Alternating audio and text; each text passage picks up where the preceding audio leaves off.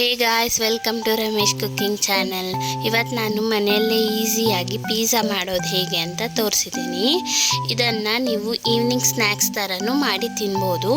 ಹಾಗೆ ಯಾರೆಲ್ಲ ನಮ್ಮ ಚಾನಲ್ನ ಹೊಸದಾಗಿ ನೋಡ್ತಿದ್ದೀರೋ ಪ್ಲೀಸ್ ಸಬ್ಸ್ಕ್ರೈಬ್ ಮಾಡ್ಕೊಳ್ಳಿ.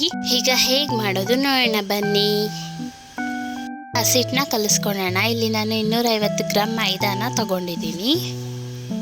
1/4 ಟೀ ಸ್ಪೂನ್ ಬೇಕಿಂಗ್ ಸೋಡಾ, ಚಿಟಿಕೆ ಅಷ್ಟು ಉಪ್ಪು, 1 ಟೀ ಸ್ಪೂನ್ ಆಯಿಲ್, ಸ್ವಲ್ಪನೇ ನೀರು ಹಾಕ್ಕೊಂಡು ಕಲಿಸ್ಕೊಳ್ಳಿ.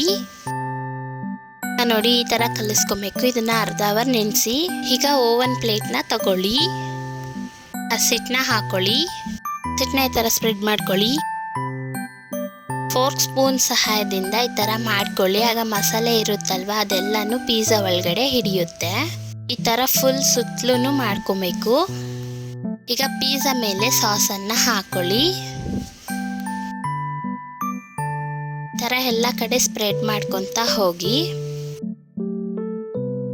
ಈ ಥರ ಫುಲ್ಲು ಕವರ್ ಆಗಿರಬೇಕು, ಆ ಥರ ಸ್ಪ್ರೆಡ್ ಮಾಡ್ಕೊಳ್ಳಿ. ಈಗ ತುರ್ದಿಟ್ಕೊಂಡಿರುವಂತಹ ಚೀಸನ್ನು ಹಾಕೊಳ್ಳಿ. ಚೀಸ್ನ ಎಷ್ಟಾದರೂ ಹಾಕೊಬೋದು. ಯಾಕಪ್ಪ ಅಂದರೆ ಒಬ್ರೊಬ್ರು ಚೀಸ್ನ ತುಂಬ ಇಷ್ಟಪಡ್ತಾರೆ, ಒಬ್ರೊಬ್ರು ಇಷ್ಟಪಡಲ್ವಲ್ಲ, ಅದಕ್ಕೆ ಎಷ್ಟಾದರೂ ಹಾಕೊಳ್ಳಿ. ಇಲ್ಲಿ ನಾನು 50 ಗ್ರಾಮ್ ಪನ್ನೀರ್ನ ಹಾಕೊತಿದ್ದೀನಿ ಕಟ್ ಮಾಡಿಕೊಂಡು. ನಿಮಗೆ ಇನ್ನೂ ಜಾಸ್ತಿ ಬೇಕಂದ್ರೂ ಹಾಕೊಬೋದು. ಆನಿಯನ್ನ ಈ ಥರ ಸ್ಲೈಸ್ ಆಗಿ ಕಟ್ ಮಾಡಿಕೊಂಡು ಹಾಕೊಂಡಿದ್ದೀನಿ. ನಾನಿಲ್ಲಿ ಚಿಕ್ಕ ಸೈಜಿಂದ ಆನಿಯನ್ನ ತಗೊಂಡಿದ್ದೆ. ಸೇಮ್ ಟೊಮೆಟೊನು ಸಹ ಸ್ಲೈಸ್ ಆಗಿ ಕಟ್ ಮಾಡಿಕೊಂಡು ಹಾಕೊತಿದ್ದೀನಿ. ಇದನ್ನು ನಾನು ಸಣ್ಣ ಸೈಜ್ದೇ ತಗೊಂಡಿದ್ದೆ. ನೆಕ್ಸ್ಟ್ ಕ್ಯಾಪ್ಸಿಕಮ್ನ ಹಾಕೊಳ್ಳಿ. ಇಲ್ಲಿ ನಾನು ಸಣ್ಣ ಸೈಜಿಂದ ಕ್ಯಾಪ್ಸಿಕಮ್ ತಗೊಂಡಿದ್ದೆ. ಈ ಥರ ಬಾಕ್ಸ್ ಆಗಿ ಕಟ್ ಮಾಡ್ಕೊಂಡಿದ್ದೀನಿ. ಇದನ್ನು ಹಾಕೊಳ್ಳಿ. ಈಗ ಇದ್ರ ಮೇಲೆ ಪಿರಿ ಮಿಕ್ಸ್ ಮಸಾಲಾನ ಹಾಕೊತಿದ್ದೀನಿ. ನಿಮ್ಮ ಹತ್ರ ಅದಿಲ್ಲ ಅಂದರೆ ಬೇರೆ ಸ್ಪೈಸಸ್ನ ಹಾಕೊಬೋದು. ಈಗ ಇದಕ್ಕೆ ರೆಡ್ ಚಿಲ್ಲಿ ಪೌಡರ್ನ ಹಾಕೊಳ್ಳಿ. ಇದು ನಿಮ್ಮ ಮನೇಲಿ ಇಲ್ಲ ಅಂದರೆ ಮಿಕ್ಸಿ ಜಾರ್ಗೆ 3-4 ಬ್ಯಾಡಗೆ ಮೆಣಸಿನ್ಕಾಯಿನ ಹಾಕ್ಕೊಂಡು ತರತರಿಯಾಗಿ ರುಬ್ಕೊಂಡ್ರೆ ಆಗುತ್ತೆ. ಅದೇ ರೆಡ್ ಚಿಲ್ಲಿ ಪೌಡರ್. ಈಗ ಮತ್ತೆ ಇದ್ರ ಮೇಲೆ ಚೀಸನ್ನು ಹಾಕೊಳ್ಳಿ. ಇದನ್ನ ಓವನಲ್ಲಿ ಇಕ್ಕೋಣ ಬನ್ನಿ.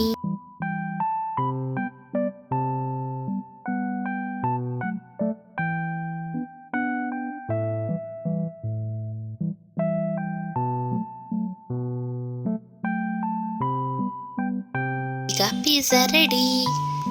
ಈಗ ಪಿಜ್ಜಾನ ಒಂದು ಪ್ಲೇಟ್ಗೆ ಹಾಕೊಳ್ಳೋಣ. ನೋಡಿ, ಈ ಥರ ಹಾಕೊಳ್ಳಿ.